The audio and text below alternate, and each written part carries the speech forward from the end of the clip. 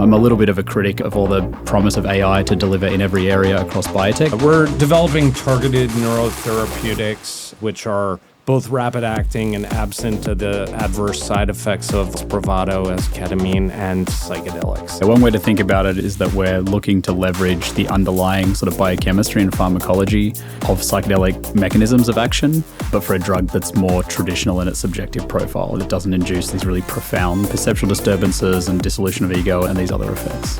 If you're a generalist investor listening, you should know the nuance about this if you're interested in psychiatry, because there's going to be totally different types of drugs, all modulating this target. Alpha fold and bolts 2 and protein folding, definitely very helpful for some parts of the problem, but working out how to get chemical matter that hits a certain protein hasn't been a bottleneck for a long time. Making molecules is not a bottleneck anymore. Hitting a protein with new molecules is not a bottleneck. The big bottleneck is... I remember the R&D call where probably 8 or 10 senior scientists on the call all agreeing, like, I think we've got our candidate, like for our first development candidate. Having that consensus and everyone really supportive of it, that was huge. All right, everyone, welcome back to the Human 3 podcast. Today's guests are Josh Ismin and Sam Banister of Xylo, one of our portfolio companies that we have a extra special relationship with. There are a lot of interesting touch points in the journey. Before we actually invested in Xylo, I recorded one of the best podcasts that I've ever recorded, both in terms of my own opinion of how interesting it was and also in terms of the amount of viewers and people that commented and interacted with the podcast. And it was with Sam Banister here. And the title of the podcast was The Art and Science of Designing Novel Psychedelic Molecules. It was basically a crash course in how one could take psychedelic drugs that everyone is kind of familiar with and optimize them in different ways. And it explained all the motivations around why one might want to do that in the first place. And then when it came time for us to consider investing in Xylo, I realized that what they were doing was far beyond what my simple brain was capable of comprehending. And so I ended up reaching out to Sam Tabone here to help. Hi, and everyone. That was actually the first project that she and I ever worked on together. And then we ended up partnering up and continuing to invest together going forward. And now we're running 1.5 funds together. Yes, indeed. So guys, thanks so much for coming on the podcast. I really appreciate it. Thanks for having us. I should also say that now Sam Tabone is also working with Josh and Sam partially at Xylo to help them with business development. So it's kind of come full circle. We're very involved in the company. And I will say, if you can, for the rest of the podcast, just for clarity's sake, refer to me as Sam T. Sam T. And Sam is Sam B. And Sam B. Yeah. B for boy. Yes, an easy way to remember.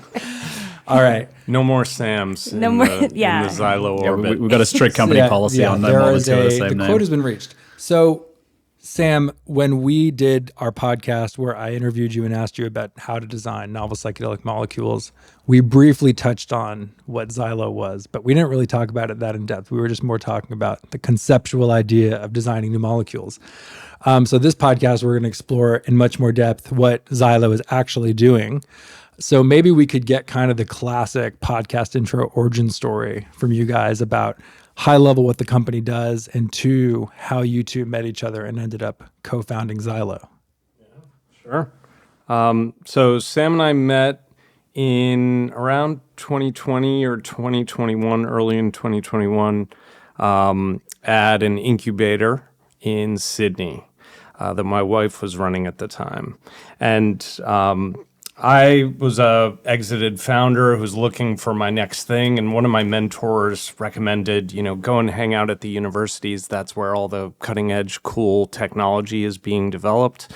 And Sam was wrapping up an academic appointment, working in natural product drug discovery. And we both really bonded on the sort of future of the psychedelic space, and particularly the fact that number of companies that we were tracking and seeing results for were really working with natural products or compounds that have this long history of human consumption. And, a huge portion of drugs on the market actually have some origin in natural products, but they rarely, if not never, are the actual product. And so, the estimate from Newman and Cragg have been doing these updates every 4 years or so in Journal of Natural Products that I highly recommend. Their estimate usually is about kind of 2/3 of all drugs have some natural product heritage, but natural products themselves very rarely become drugs. Yeah, from drugs. aspirin all the way to Ozempic. Yeah. So it's like you find something in nature that does something, and then you try to understand how it does that thing, and then you optimize it. Exactly. Yep. That's it. So we started the company and built from there. So that was 4 years of deep drug discovery of everything that you guys talked about on that podcast. And now we're at the stage where we're shifting from the discovery side to the development side, and plan to be in the clinic with our first candidate mid next year. And I think when I was doing my little intro monologue, I failed to provide the one sentence tagline for Xylo. So how do you describe in 15 seconds what exactly you're trying to develop? Yeah, we're developing targeted neurotherapeutics for neuropsychiatric and neurological disease.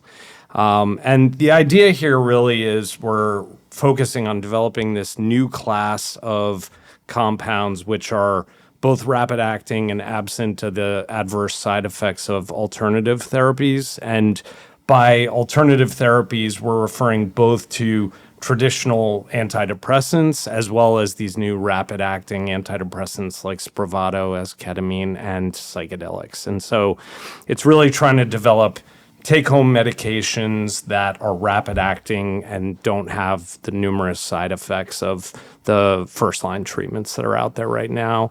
Our first candidate is focused on depression, but broadly speaking, we're exploring neuropsychiatry, and also we have a program in pain and looking at other neurological indications. And just to tie it back to the discussion around psychedelics earlier, the drugs are perhaps inspired by the chemistry that is found in the naturally occurring psychedelic drugs, but the products themselves that you are developing are not intended to be psychedelic or to have any sort of psychedelic type effects, only to induce the type of therapeutic benefit that some report from psychedelics. Yeah. One way to think about it is that we're looking to leverage the underlying sort of biochemistry and pharmacology of psychedelic mechanisms of action, but for a drug that's more traditional in its subjective profile, so that doesn't induce these really profound sort of perceptual disturbances and dissolution of ego and these other effects.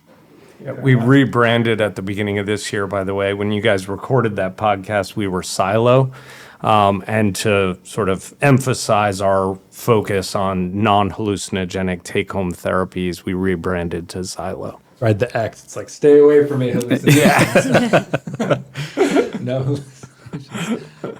Yeah, I was going to say, I mean, obviously my tendency is to start talking about technical aspects of things, but when we talk about inspired by the chemistry and pharmacology of psychedelics, I think I would go so far as to say that a lot of programs that we see commercially that are looking at developing a psychedelic-like drug that is hallucinogenic, the chemotype and the chemical structure are very similar to some of these first-generation drugs like psilocybin and maybe not LSD as much, but maybe some of the phenethylamines like DOI. And I just would love to get your one or two liner on how Xylo has taken an approach to kind of iterate far enough away where this is like a new class of therapeutics in and of itself. Yeah. There's both a commercial reality and a sort of patient-driven sort of optimization effort away from natural psychedelics. So, the commercial reality is if you want to develop a drug, it's a very costly and lengthy process. You need to build a sufficient sort of intellectual property moat around whatever you're working on that it can, generate enough revenue to sort of cover the cost of that development. So the simplest approach is just to take a natural product itself and put it into in some cases, in my opinion, spurious kind of IP wrapper. So you might have an interesting formulation, an intranasal delivery device or something else. The next closest thing that's still retains most of the properties of the drug is to look at simple modifications of the drug itself. So this might be, sticking on a single carbon atom with a methyl group, using deuteration, so a heavier form of hydrogen, to change the metabolic profile of the drug, so it can be slightly shorter acting or something else. And then all the way at the other end of the spectrum is a lot of the work that we're now doing, which is to start with a target-based approach, build out a model of the 2A receptor, and there's a number of different models available now of 5-HT2A, the key psychedelic receptor, bound to different drugs in different conformations by several different methods, and actually to use that sort of pocket as the basis for a target-based approach. So you can use a lot of sort of computational methods, including some AI methodology, to screen these vast chemical libraries, virtual libraries, and from there identify key bits of chemical matter for the start of a drug development program. Makes sense. And so you guys you understand the potential of psychedelics, but at that time, there were a number of companies being started around psychedelics. And there were even a few that had sort of a similar kind of high-level vision, which was, let's see if we can figure out how to deliver the benefits of psychedelics without the hallucinogenic side effects like Delix and Gilgamesh and others. What did you think at that time the angle was going to be? Because obviously, anytime you're starting a company, you have to figure out how you're going to be positioned in the market different to the players that are, happening at the same time. So what was like the view in terms of how you were going to be differentiated and what your unique angle was? Yeah, a lot of these companies were really focused on sort of simple analogs of existing drugs to achieve a sort of intended profile in the clinic, or discovery of new chemical matter from phenotypic type screens. So looking at drugs that induce certain changes in neuroplasticity in a dish full of cells. We had a pretty good understanding of the various psychedelic mechanisms and targets. And, one of the early sort of differentiators for us is that I believe we were probably one of the first commercial groups to be looking at actually building out a model of the 5-HT2A receptor that represented the structure-activity relationship work that we were doing already at that point, and using that as the basis for a high-throughput virtual screening program, which is, a technology that's really developed a lot in the last decade or so, with increases in computation and increases in the ease with which you can generate a protein structure using cryo-EM and other technologies. So that was kind of a key differentiator for us is what if we can take a target-based approach to activation, functionally selective activation of 2A in order to drive some of these neuroplastic changes and therapeutic effects in the clinic.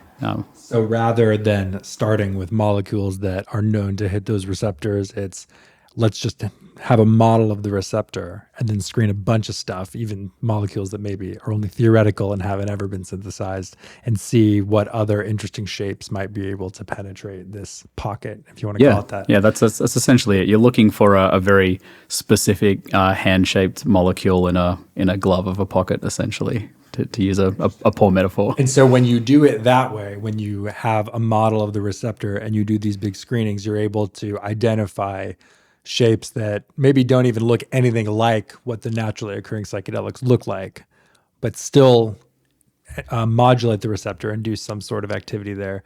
But because they're different, probably are going to have very different experience profiles or side effect profiles, or maybe even therapeutic benefits. Is that kind of the idea for why one might do that? Yeah, that's the general idea. And it's, there's proof of concept in other programs. So Trevena with their sort of oliceridine compound that was approved, it's an agonist of mu opioid receptors.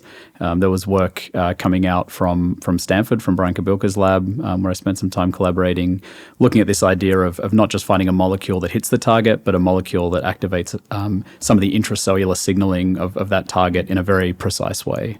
So this has sort of been demonstrated with other G protein coupled receptors, and 5-HT2A, we believe, should be amenable to this as well. Yeah, I think it's important to highlight that, because looking at how you can activate a receptor of interest in a specific way such that there's downstream intracellular signaling, what that means for those listening is that Xylo is not just looking at what different types of molecules hit that receptor and effectively induce that change, but also making an inference about the actual mechanism that drives therapeutic efficacy by hitting this target.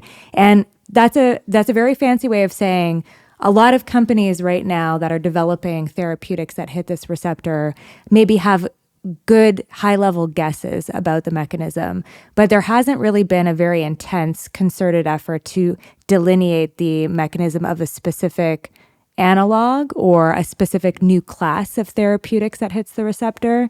And obviously, I'm doubly biased here, but I think that in the past 4 years, you've not just done a ton of medchem and looked at SAR, you've also built this platform that helps you make more in-depth inferences neuroscientifically, but also in other ways as well. So if you could generally talk about how the platform has been built around this too, or maybe not just that, but what other tools that you're using in translational psychiatry that are helping you get to a more precise definition of what's happening. That could be very interesting too. Yes. So one of these sort of knowledge gaps that exists for, this is essentially a first-in-class drug, XYL1001, because it's the first non-hallucinogenic selective 5-HT2A agonist that's been commercially developed as far as we're aware. And we don't really know what the profile of that drug should be, right? So we've spent a lot of time. We expect it to be similar in some ways preclinically to things like psilocybin, which also activates 2A and other targets, well-known psychedelic. But we also expect it to be different in important ways. So a lot of the work that we've done to date has focused on understanding, at a precise sort of molecular level, how activation of this 2A target by this chemical is driving different processes in biological systems. And this includes, in sort of cellular pharmacology at the receptor level, in whole cell systems using various neuroplastic measures, and even in animals. So we've spent a lot of time looking at behavioral models that are well understood in translational psychiatry, typically in rodents, but also some of these sort of transdiagnostic models that are not so frequently used for drug discovery, at least. So by transdiagnostic, I mean models that can explore the ability of a drug to treat a symptom that's maybe common across diseases. So we have various models now in rodents for things like cognitive impairment is a good example. And we have various tasks that we can set up and have a rodent perform that give us some idea about how rigid the rodent's cognitive capacity is. And sort of rigid cognition is one of the features of a lot of mood disorders, for example. I think Robin Carhart-Harris was talking about it at this conference last week as canalization. So the idea that you get these rutted sort of grooves in thinking and behavior. Taking a more sort of rounded approach to relevant mood disorders instead of just using the same suite of models that have been used historically in psychiatry with, sort of limited predictive utility. Yeah, and just to reiterate, the pipeline that Xylo has built is not just XYL1001, which is the development candidate that is set to hit first-in-human studies by mid-next year. Can you, Josh, talk a little bit about the other programs in the pipeline as well? Yeah, sure. So we have 1A, 2A dual agonist, which is the 200X program. So 5-HT1A is a validated target for anxiety disorders. We're developing that for anxiety. Then we have the 300X program, which is focused in neurology more broadly. So we have proof of concept data for pain for that. And that's a partial agonist of 5-HT2A, quite selective. And then the 400X program is non-dilutively funded and focused on substance use disorders. That's great. And I think, for each of these, you're exploring different families of compounds. And we talked about this idea of trying to develop transdiagnostic biomarkers as well. Can you talk a little bit about what that means for the audience that is not familiar with what a biomarker is? Yeah, so at its highest level, a biomarker is something biological that is a correlate of disease sort of progression generally. So the most, some listeners probably are familiar with the recent approval of an Alzheimer's disease blood-based biomarker. And that's sort of that's the ideal form of a biomarker, is something that circulates in your blood that says, hey, you're at risk of this disease, or you can monitor a disease's progression or likelihood. This has been pretty common, in oncology for a number of years now. And there's sort of this idea that psychiatry is always about 2 decades behind where oncology was, no matter what time point you're looking at. But the sort of blue sky biomarker would be a circulating biomarker in your blood of major depressive disorder, for example. We don't quite have that yet. Certainly nothing that the FDA would accept as a validated biomarker. But there is a lot of development going on with non-invasive imaging techniques. So this includes things like electroencephalography, EEG, which is increasingly widely used clinically. It includes fMRI. People are looking at receptor occupancy via positron emission tomography scans. So we do have all these tools that are available for sort of understanding how likely someone is to either be suffering from a given psychiatric indication or potentially be treatable with a given intervention. So we've really focused for now predominantly on EEG. So this is being very widely used by groups like Alto Neuroscience for doing things like stratifying patients and their likely response profile to new antidepressant interventions. We've been really interested in understanding, what the EEG profile might be for a non-hallucinogenic selective 2A agonist. We have a lot of data currently preclinically in rodents and even clinically with some of these measures for drugs like psilocybin, LSD, ketamine. We expect that some of the key features of these EEG spectral fingerprints may sort of overlap with some of those drugs, but we also expect important differences. So we've used this, currently we're using this to sort of understand the relationship between the dose of the drug and the EEG profile, and we think this will be very useful in the clinic for actually setting dosing and sort of likely patient response down the track. That's great. So just to kind of recap what we talked about just now, we talked about all of the chemistry and pharmacology that Xylo has developed over the past 4 years, the 4 programs that Xylo has in its arsenal, the platform and the transdiagnostic approach in terms of looking at other tools, translational tools to better inform therapeutics development. And then, of course, also thinking about the pipeline, this idea of taking the right measurements, both preclinically and eventually clinically, to build an armamentarium of data around potential transdiagnostic biomarkers that can be used. And so all of this to say, I mean, at least in my opinion, I feel like you're going into humans in a very equipped manner, to the point where you could be able to make mechanistic inferences based on the readout potentially that no one else will be able to, or has been able to, I should say. But to the best of our knowledge, right? Some of that is out of necessity as well, because it's worth pointing out that our entire library is head twitch negative, right? If you're developing a psychedelic, you have this clear correlate between an activity that is showing that you're having the desired effect. For a new class, you need to explore sort of more experimental methods of understanding the mechanism. So that's been the rationale there. Yeah, for those who aren't aware, head twitch is it's this behavior that was identified by Korn and Pickering in the 60s in response to various drugs, and they were looking at ways to identify. LSD was relatively new. We didn't know a whole lot about it preclinically, even though it was being used in people quite widely by that point. There was some desire to understand how we can identify new drugs that might be similar. So they identified this behavior in rodents called the head twitch response, and it's sort of an uncharacteristically rapid induction of a side-to-side or rotational head shake in mice and rats that is characteristically sort of induced by 5-HT2A agonists that also happen to be psychedelic in people. So it's very widely used. I think one of the things that's not always appreciated is that it actually has far more limitations than the way it is typically presented. So there are false positives known. There are drugs with sort of atypical profiles where they're not psychedelic in people, but they happen to still be psychoactive in some way in humans. So it's a very useful tool, but it's not. It's useful and it's highly predictive with a few caveats. Mm-hmm. Did you know about the head twitch response when you met Xylo? Yeah, I think so. Yeah. Mm-hmm. Now, one question that even I get when I talk about this is do humans have a head twitch? No, humans do not. So this model has high sort of construct validity and predictive validity, but it has very little what we say face validity. So humans don't shake their head from side to side or roll their head around rotationally after being given psychedelics. They do a lot of other things, but it's not valid in that sense. So it has limitations. We don't actually know. Apart from the fact, but by inference and from a lot of work that's been done over the past few decades, we understand that it's highly 5-HT2A signaling dependent. There are still some gaps there in terms of, the precise signaling mechanism in which neurons in which circuits are driving the behavior. So it's not, we don't have a total understanding of it. So then is it you said it's 5-HT2A specific in rats. So if you give them other psychoactive drugs like cocaine or something, that does not elicit a head twitch?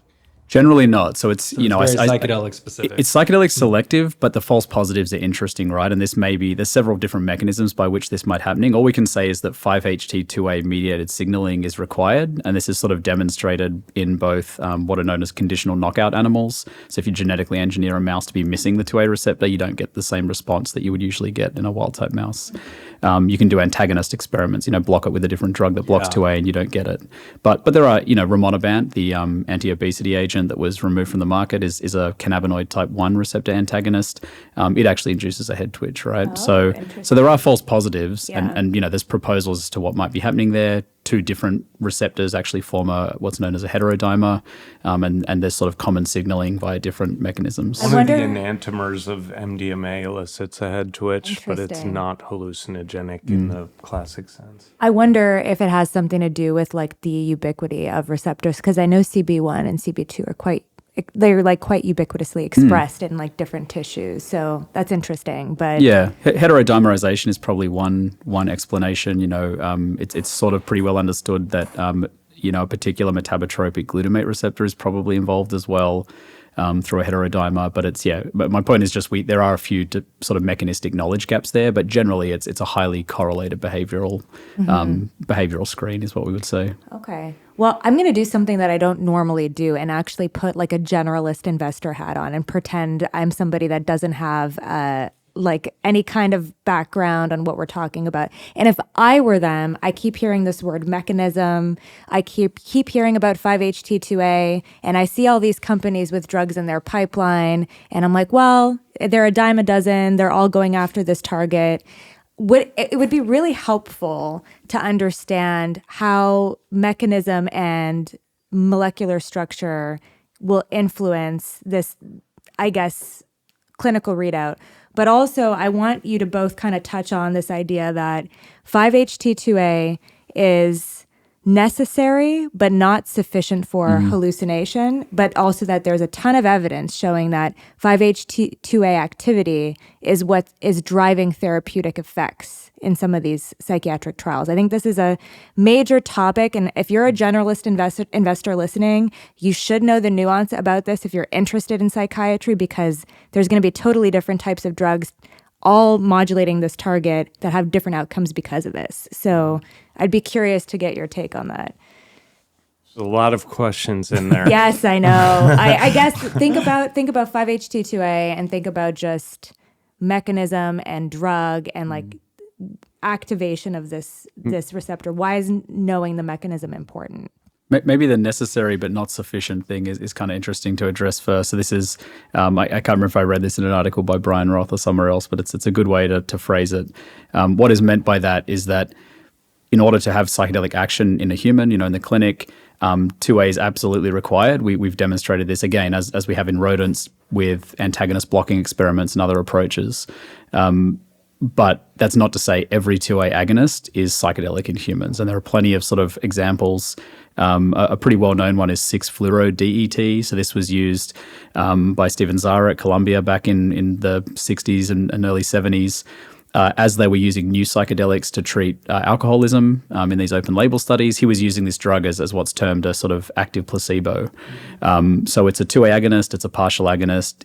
It apparently is psychoactive in people to some extent if you look at the subjective reporting in those clinical studies. But it's not a psychedelic. It's not classically psychedelic. So that's what we mean by necessary but not sufficient. Not every 2A agonist will give you a psychedelic effect, but it is absolutely required for psychedelic action in the cases we're aware of. And all drugs for neuropsychiatry are, psychoactive in some way. People know that they're on a medication. So, that is important to point out. I think, to get to your point around 5-HT2A space and the sort of competitive landscape, definitely generalist investors that we've talked to, many of them look at this space and they're like, oh, lots of people, like you just said, are focused on this space. I think, over the last several years, the field has definitely gotten way more sophisticated, and in some ways it's thinned out. So a number of those companies that are developing, either a close analog or a deuterated psilocybin or, something that is like an IP wrapper, like Sam was talking about before, that didn't have a sophisticated IP strategy, they probably haven't made it. And in terms of the ones that are applying really sophisticated drug discovery, it's very few actually. And I think like if the timing of the renaissance that happened was a little bit different with COVID, you know, there might be more. But the reality is a number of the bigger companies like MindMed and Compass, who raised a good amount of money early on, had ambitions to build drug discovery and actually ended up shuttering it.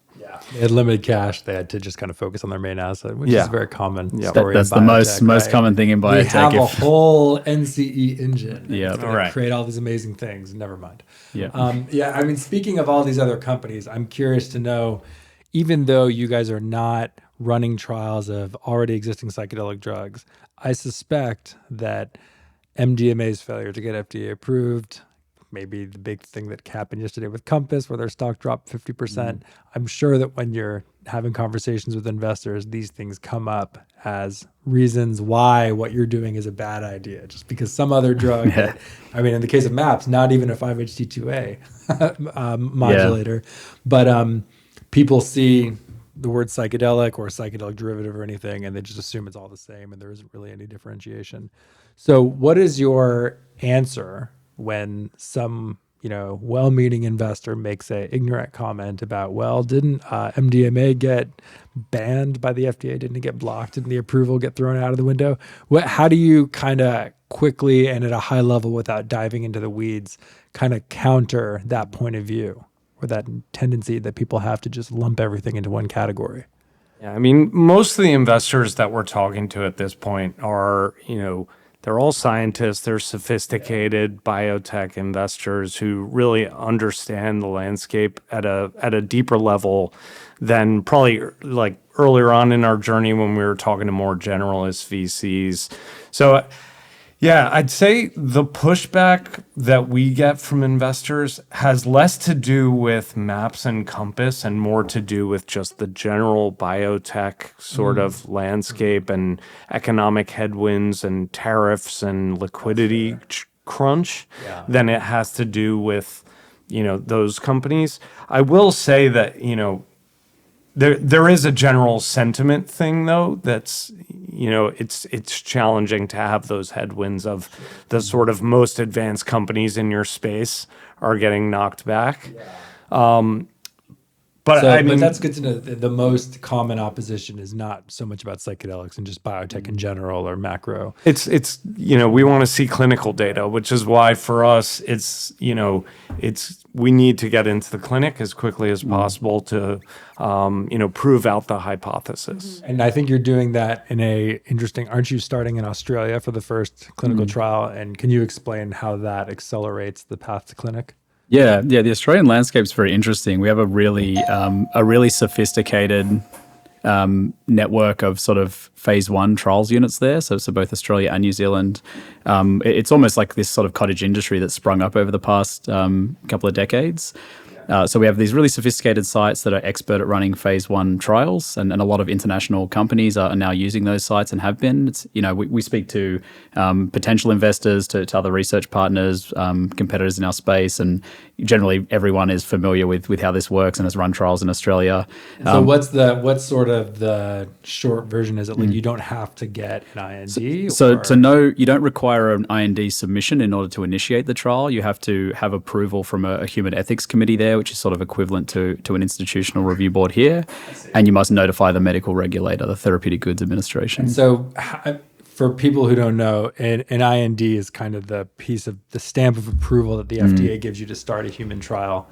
You don't need that in Australia. You just have to get an ethics committee to approve it. How much easier is it to get an ethics committee approval than an IND? The IND submission in itself takes 6 months and costs about $250,000. So not having to do that is a huge cost savings and time savings. How long does the 6 weeks? 6 weeks. So basically from 6 months to 6 weeks, 6 months plus maybe. And I'm assuming it costs a lot less than $250,000. I think it's $8,000. Okay.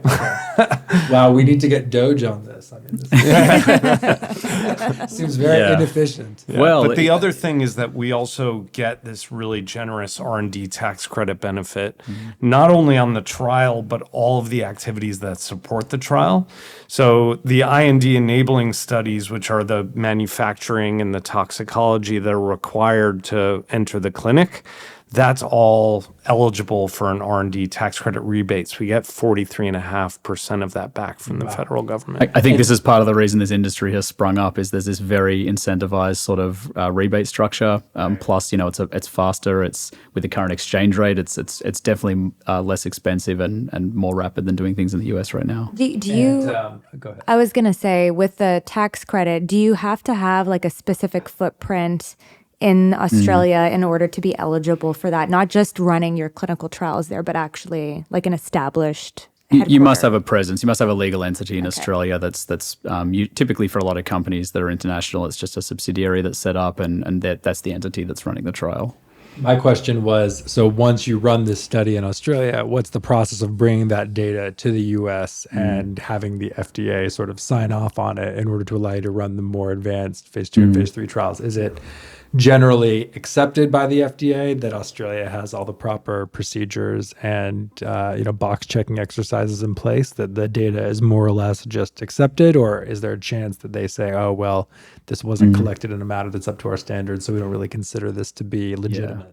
There's always a chance. There's always that risk, but I think we're certainly taking a more risk-averse approach, a very conservative approach, and I think most groups do, and that is to check in with your sort of regulatory affairs expert who are typically very familiar with FDA processes. Have a pre-IND meeting with the FDA ahead of running the trial. You definitely don't want to kick off a trial, even if it's faster and less expensive, with kind of a half-baked data package expected at the end. So most groups will proactively ensure that that's going to be fully compliant. File an IND appended with this first-in-human data, which is quite supportive as well for sort of safety and tolerability. So I think most groups are doing that. That was going to be my next question. So this first-in-human, is it more or less the equivalent to a phase 1? It's focused on safety, and these are in healthy subjects. So not people that currently have the whatever indication it is that you're potentially treating. Yeah, it's typically like phase 1 studies, typically in a healthy participant population, a single ascending dose and a multiple ascending dose across a few arms. So to look at effects of the drug as you take it up to doses that might be toxicologically relevant and with repeated dosing. But we are looking at an arm of the study that's in patients, either a 2A or a 1B study, because doing that as a leg of an arm of the phase 1, Any limb, a different limb. It's a lot more cost effective to do that, and you can get safety and additional data. You're doing that at the same time as this first in human. So you're going to have safety plus some efficacy signal. Maybe not the full picture, but at least some efficacy signal. Yeah, I mean, efficacy or sort of secondary endpoints, biomarkers, things like EEG, as well as safety and tolerability in a patient population, because that can be a very different thing depending on the drug and the disease. Not statistically significant, not placebo controlled. That's not the goal. The goal is to just get into patients. Yeah. So what's sometimes known as a signal finding study. So can you get an early indicator that the drug is working as intended? You're not standing up a whole study in that way, so the cost is even lower. How many patients are we talking about in that leg? 15. 15, okay. Yeah. Cool. That's cool. Yeah. I mean, I have so many questions still. So we've talked a little bit, kind of just backtracking a little bit. You asked these questions about, these market catalysts, if you will. How is it impacting your investor discussions? I'd be curious to know how, I guess we all think it's impacting pharma discussions as well, because I do think that pharma maybe makes more generalizations, not necessarily because of the science or clinical output, but more because of their franchise and like their, economic considerations of having maybe too many bets in one area. And so how do you feel like the pharma conversations have been going? Going really well. I mean, I think it's telling that we've been having active conversations with a number of the pharma companies, even though we're at this early stage. And, some of them have kind of, they have their hypothesis fully baked. Other ones are sort of more, curious and learning and waiting and watching. But the fact that we've had an audience with a number of these companies, that's pretty great. Like we've had a really good year for that. So some of them are surprisingly sophisticated as well. They've clearly done research in the field. They know some of the models that are being used preclinically. So yeah, it's quite refreshing to speak to, very senior scientists who are deeply familiar with head twitch response and its limitations and other things, instead of having, to spend 20 minutes of a call educating people on what all these terms mean. We love educating. We love educating. No, we do. But it's a different type of conversation that speaks to the fact that that clearly pharma are looking at this area in a lot of detail. Yeah, well, it allows for really nuanced scientific discussion between yourself and some of the scientists on these teams that have clearly been mapping the space. What's been particularly exciting and refreshing for me is that we've had many conversations with many different types of pharma companies. And even if a pharma company, small, mid, or large cap, aren't necessarily in neuroscience, they're at least still watching it. And so I think that's an overall positive signal, whether it's, psychedelic, non-hallucinogenic, or other types of drugs modulating 2A, they're interested. And so I think that's great. Yeah, and we're pretty well positioned for that, given the target-based approach and the non-hallucinogenic focus, and the proof of concept data outside of neuropsychiatry as well.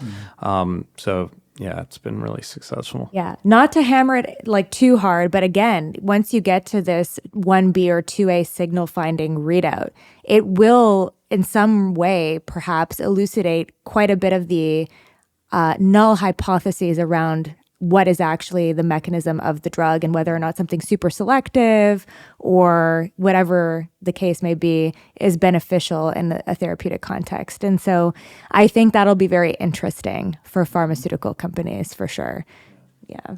So when people think of psychedelic medicine, they usually think of you have one psychedelic experience and you're good for a number of weeks. It's not a daily pill. What is the target product profile like for the compounds that you're developing? Is it more like what people think of when they think of psychedelics, or is it more like a kind of daily or weekly product that is consumed? There's this open question about how important the psychedelic subjective experience itself is for therapeutic efficacy in the clinic. I think in mood disorders, it probably plays some role that's contributing to the magnitude of effect and maybe the durability of those effects. So we know from preclinical work that we've done that following a single dose of XYL1001, for example, in a number of different behavioral models, you'll see sort of implied therapeutic benefit in these translational models up to sort of a week out. We generally haven't looked beyond that. So there's sort of early indications there that the dosing may be more irregular. Like we certainly don't think it's necessarily going to be 3 pills a day to achieve a steady state concentration like it would be, with an antibiotic or something else.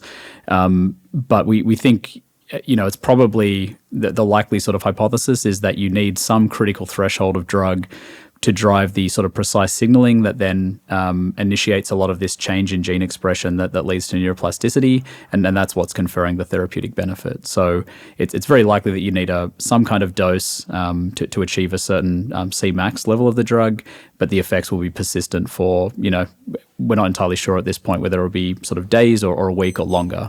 So, yeah. But we have designed it to be safe for repeat administration, which is critical.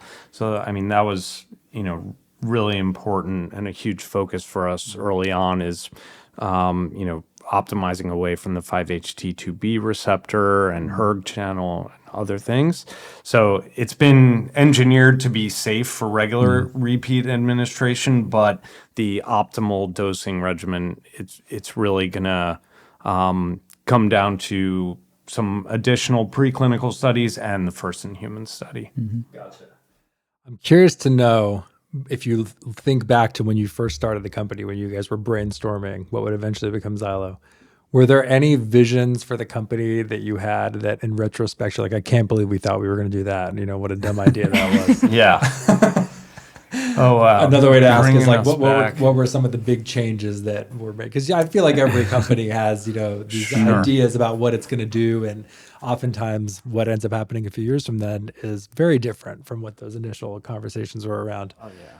I mean, really early on, we knew we wanted to build a drug discovery engine, but we also were contemplating a synthetic biology approach for the manufacture. This is pre-incorporation and like kind a of biomanufacturing sort type of, yeah. So we did have we went down a path pre-incorporation in sort of the ideation stage with a potential third co-founder who was a university professor who was very deeply knowledgeable on, creating various synthetic biology approaches to manufacture of natural product analogs and things. So that was actually thrown out there for a while until, we explored it a bit and realized it's probably not that viable for a number of reasons. Was the idea that by doing that, you might be able to create drugs or molecules that would be very difficult to synthesize in the traditional way? You'd have the option to do both, right? To make sort of scalable GMP natural products that are used in the clinic, as well as sort of analogs and NCEs that would be therapeutic. But part of that challenge, there's a very real need still in a lot of countries for GMP materials, psychedelics for clinical trials. The issue is until these are deployed therapeutics in smaller countries like Australia, there's not enough of a market for that. There's a serious demand for a few critical small scale studies, but beyond that, there's no need to have a 1,000-liter bioreactor. I have a question about this. So was some of your thinking around this, like obviously LSD is a good example that of a drug that kind of comes from sometimes a semi-synthetic starting material, and how with natural products you have all these chiral centers and like synthesizing and an enantiomer it's so hard. So were you thinking maybe you would try to skip all those steps and start with the synbio approach and then like do some med chem on it afterwards? Yeah, that's known as like a semi-synthetic approach, right? Like ergoline alkaloids are a good example where they're very complex to make from scratch at scale. So you make them in a bioreactor and then do transformations later. So that's sort of one approach. As we started looking at the sorts of chemotypes we'd want to work with, pretty clear that there wasn't a true need to do things this way. So not to criticize anyone who is taking this approach for making psychedelics for trials, but shout out to Alex Sherwood and the team at USONA. There is now a published open access, multi-kilogram synthesis of GMP psilocybin, of MDMA. It's not a real commercial need in my mind. There are synthetic ways to make these things very effectively. And also, like in terms of focus, it would have been a totally different business. Like manufacturing, basically. Yeah, essentially. Yeah. So my second part of that same question is, were there things that you didn't really obviously everyone that goes into starting a business knows it's going to be hard, but were there certain parts where you thought, oh, that part is not going to be that hard, and it turns out that it was very hard, or maybe something that you thought was going to be very difficult that was actually easy? And I'd be especially curious to hear this from you, Josh, just because you're an exited founder, but your previous company was not bio. You had a different industry focus. Yeah. I didn't think there would be a necessity for flipping up to become a U.S. parent company. There was really strong demand from investors in Australia. And I knew that drug development is hugely expensive, but non-dilutive funding and the excitement in the space, I thought we could get by with raising from purely local investors. And that's just not accurate. Was it basically that there just wasn't enough capital in Australia, and the U.S. investors didn't want to invest in an Australian entity? The U.S. investors did not want to invest in an Australian entity was a challenge. And even European investors would require, you need a U.S. parent C Corp. Wild. Which, I was surprised to learn that. But look, our two lead investors are actually Australian, and they've been great and are really supportive. But for this next part of our journey, as we're going into the clinic, we really need to open up pockets of U.S. biotech capital. Definitely. I guess I'm kind of riffing off of your question now. What has been the most exciting part of the drug discovery process for you that has been intellectually very stimulating? All of it is, but has there been any area of the science that you have a particular affinity for when listening in on R&D calls or getting into the weeds? Yeah, I have a particular one. I remember the R&D call where this is sort of probably 8 or 10 senior scientists on the call, all agreeing I I think we've got our candidate. Like for our first development candidate, that was a really exciting milestone. And you keep going, and there's sort of hurdles at every step, but just having that consensus and everyone really supportive of it, that was huge. Like seeing the go, no-go process and like the decision tree towards a development candidate was intriguing. Yeah, it's because discovery cool. is messy, and you're working with all kinds of competing priorities, and it's like all these things are happening at the same time. And so then arrive at a candidate that you're like, okay, this is like the birth of a new child that we're now taking on to, putting them in kindergarten. Like divine convergence of many variables, I think people who've never worked in drug development have this idea that it's like, building a self-driving car or something. Like you're just kind of tweaking stuff, and it's a very linear path, and you know exactly where you're going, what you want to build. But that's almost never the case. Yeah. There's a huge amount of serendipity involved in drug discovery, or your initial findings become dramatically pivoted into an interesting biological area that's adjacent via a related mechanism. So I think it's far less linear than people generally appreciate. But unfortunately, at the end of the story, when an approved drug comes out, it's always told in this very retrospective, apocryphal kind of linear way.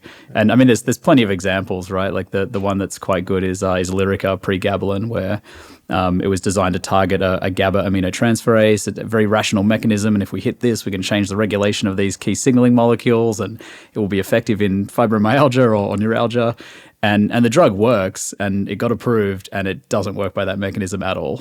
And there's plenty of these stories in drug development. Like sometimes drugs just work even when the hypothesis is kind of wrong. Yeah, I mean, so on that note, right, when we talk about developing drugs in the central nervous system, whether it be for psychiatric disorders or neurological disorders, one thing that I think most people are familiar with is the fact that you end up hitting many targets. So it's polypharmacological.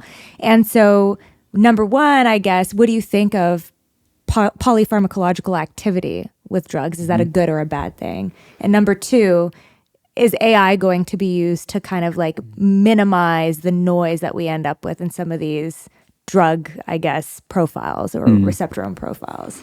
Yeah, I think there's a lot of false dichotomies in science is sort of my maybe not so hot take. And one is around like everything's either or, like polypharmacology or target based. And I would argue, atypical antipsychotics are a good example where they were discovered sort of phenotypically because they do something in an animal and that seems to be relevant, and what do you know, they work in people. But they hit a lot of targets, and sometimes we can fine-tune those targets. So lumateperone, intracellular's drug, was sort of rationally designed from an existing polypharmacological profile to maybe, turn down a bit of activity at one receptor, turn up activity at another, so you get kind of the same antipsychotic profile, but without so much sedation, for example. So I don't think it's a sort of binary thing. Sometimes you do want polypharmacology, sometimes you just want activity to single target, but it really depends on what your end goal is, what the hypothesis for the development of the drug is, and who the patient population are, and what your goal is with development.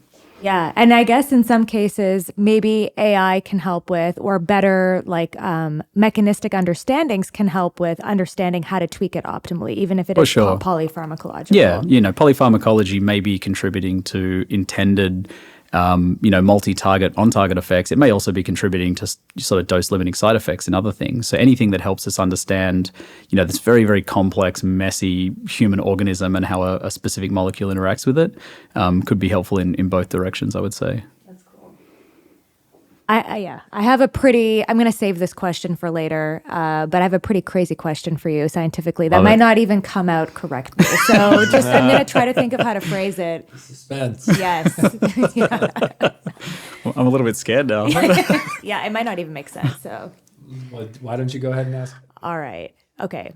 When I think about, you know how in biotech, everyone's like, new target ID, we need new targets for CNS, okay? But ironically, what ends up happening is investors and pharma, they want something that's been heavily prosecuted and de-risked. So there's that fact. We understand that that's a thing. The other thing that is an understanding is a lot of the time, new target ID just means basically proving that a target from some other area of medicine is useful in that area. So they're not actually doing new target characterization, like identifying a new protein in mass spec and calling it some new series of receptors. My question for you is, How much of the receptor space do you think we've actually characterized in CNS? Ooh. Yeah, that's a big one. There's sort of Nature Reviews drug discovery articles on this exact topic. Following the Human Genome Project, we have a pretty good idea about how many protein coding receptors there are in the human genome, for example. But now we have all sorts of like post-translational modifications that appear to be very important for disease. We have, other epigenetic factors. So I don't think it's as simple as looking at what we know of the genome or other things. So I think it was maybe Jacob Hooker on this panel last week threw out the sort of, nicely rounded number that there's sort of about 1,000 receptors that, and I assume he means channels, enzymes, and other things that may be relevant to human disease. And we've mined a bunch of those, G protein coupled receptors in particular, that class have received a lot of attention. They've been some of our most successful sort of druggable targets. And within that subset, actually the 5-HT system, these are important targets for everything from addiction drugs and obesity drugs through to migraine drugs. So, we've been very successful at targeting a lot of these 5-HT receptors historically. But activation of 5-HT2A generally not so has been explored. underexplored. Yeah. Interesting. Can you say more? Well, due to prohibition. So in academia, focusing on activation of 5-HT2A was just not a thing for the better part of 50 years. Yeah. And sort of this understanding historically that, which was probably reasonable at the time that people were working on 2A discovery, that, activation of 5-HT2A would always give you this sort of psychedelic effect. And we just know that it's far more nuanced than that, and that's definitely not true. So I guess to round out my question, having data that's novel around a target that's been prosecuted before doesn't necessarily mean that you're repeating the same mistakes that target has suffered. No, then there's plenty of companies who are repurposing in various interesting ways. So either by really sophisticated thinking about dosing, sort of repurposing a target essentially, or maybe even a drug that went through later stage trials, combinations of targets by combinations of drugs. So maybe you have a pretty valid target. Karuna's recent KarXT approval is kind of like this, where xanomeline has a lot of sort of peripheral side effects, so you block those with another peripheral drug. You end up with a great new drug for schizophrenia, combination drug. There's plenty of like interesting approaches out there. I think people don't appreciate how much effort goes into target validation. So academia actually does a lot of this work. Big pharma companies will do some of it for sure, but I think small to mid-sized companies are generally not in the business of target validation because it's just so expensive and messy and slow. But ultimately, this is why I'm a little bit of a critic of all the promise of AI to deliver in every area across biotech, because I think it will be very focused. There'll be improvements to some parts of the drug discovery process. But all these discoveries in, AlphaFold and Boltz-2 and protein folding, definitely very helpful for some parts of the problem, but working out how to get chemical matter that hits a certain protein hasn't been a bottleneck for a long time. Making molecules is not a bottleneck anymore. Hitting a protein with new molecules is not a bottleneck. The big bottleneck is phase 2 attrition rates, which is finding a target or targets that actually translate into disease modification in a patient population. So until we have an AI replica of the entire human biology, then we're not going to be able to accelerate those trials. Yeah. Well, and as far as I know, we still don't have a working model of the cell. So I think it's going to be a while until we get the full human body. It's funny you say that, because today Endpoints released an article that I didn't read, but the headline was Zera Therapeutics is moving towards this idea of like an AI cell. Yep. Saw that. With $1 billion, I mean, I would hope so. Right. Yeah. Look, quantum mechanics has been struggling to characterize anything larger than a hydrogen atom for about 100 years. So I think it's going to be slow going, but that's not to say it's insurmountable. And like I definitely believe AI in areas where it's strong, where you can pass complex data into a simple digital format like image recognition, it's been hugely successful there. You've got all these sort of diagnosis-driven AI approaches, machine learning approaches to looking at cancer screening and other things, and it actually does very, very well in those applications. And I think we'll see this sort of non-distributed, specialized activity in other areas of drug discovery as well. Yeah, we'll see. I mean, it's pretty hard to collect a bunch of like high frequency data on every single part of a cell, which is what you need to train the models. And even if you could collect that data, the one thing that's different between like a cell or any other biological system versus like image recognition or text is that there are feedback loops. And you don't have that in the video models or the image models or the text models. It's just whatever happened before predicts the next thing. But there's no like looping back and like continuously adjusting the thing that happened before, which we'll see in any sort of biological system. So I think it's going to be a while before we can eliminate phase 2 trials with an AI model. But we'll see. It could be wrong. Maybe I'm just not good at thinking about big numbers, but I do feel like maybe, I just finished Ray Kurzweil's latest book, and, generally people who work in software and are familiar with information technologies take a different view, and everything's scalable and eventually we'll get there. But I do wonder if like biology maybe just has this irreducible complexity, like a cell is very complex, let alone, a whole organism, with all these interacting organs and systems. It's well, the computer science people think that everything is easy because everything in their field is, easy, right? Like you can create a massive project just by downloading a few GitHub repos and doing this and that. And they're like, I don't understand why other things are so hard. So yeah, I mean, I understand let's just extrapolate and assume that we can just keep adding compute cycles and that will, fix all the problems. But I don't know. Yeah. There's just too much happening at once biochemically. I feel like we need a new calculus to model systems biology. It seems almost impossible, honestly. Well, AI will invent it. Yeah, that's true. That is true. All right, guys. Well, this has been an awesome discussion. I am curious to know if there is any final words that you guys have for the listeners of the podcast, anything you want people to take away. I mean, stay tuned, right? Like we're on a march to the clinic and we're really excited about our growth. It's been an amazing year so far and we're just getting started. Awesome. Well, Sam, sorry. I was just going to say, can't wait to be raising the Series B with that clinical data and just show that this works so people stop asking us how we know it will work in the clinic. And where can listeners find Xylo? Yeah, so our website, xylo.bio, xylo.bio, and we're all over LinkedIn. Yeah, I would encourage listeners to subscribe to the Xylo Neuroscience newsletter, follow Xylo on LinkedIn as well. So, oftentimes you'll see Sam interviewing people on the LinkedIn feed, so that'll be kind of cool to tune into that. Targeted Neuro Talks. Oh, okay. TNT. Awesome. Well, I'm very happy that this has been a very full circle experience for me, and I'm looking forward to continuing to see what's in store. All right. All right. Thanks, guys. Thanks. Appreciate it. Bye. All right. Bye. Bye. Bye.